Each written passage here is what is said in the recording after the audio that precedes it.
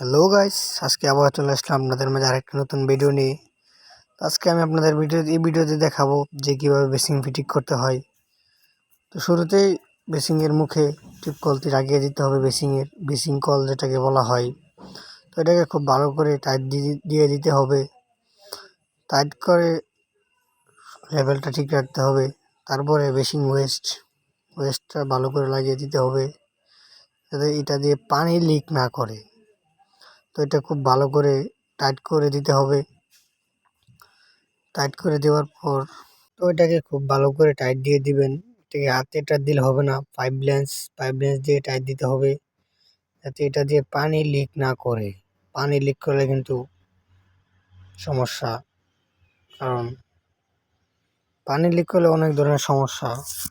Pipe lens দিয়ে tight দেওয়ার পর আমরা যে কাজটি করব সেটি হচ্ছে পুডিং দিব বেসিংয়ে, পুডিং, যাতে পানি লিক না করে। তো পুডিং দেওয়ার পর এটা ডিল করে লাগিয়ে নিব। দেখতে পাচ্ছেন এখানে নাট দিয়ে এটাকে আটকে দেওয়া হচ্ছে।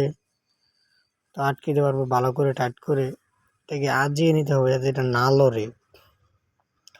তো এটা হচ্ছে লেগ পাইপ, যেটা দিয়ে আমরা বেসিংয়ের সাথে কানেকশন করব পানির লাইনের। তো লেগ পাইপের যে ওয়াশার সেটা দিতেই হবে, এই যে ওয়াশার, তো এই ওয়াশারটি অবশ্যই দিতে হবে, না হলে কিন্তু পানি লিক করবে। তো দুনো মাথায় ওয়াশার দিয়ে আমরা বেসিংয়ের টিপ কলের সাথে কানেকশন করে দিলাম। তো এই যে হয়ে গেল আমাদের বেসিংয়ের কাজ।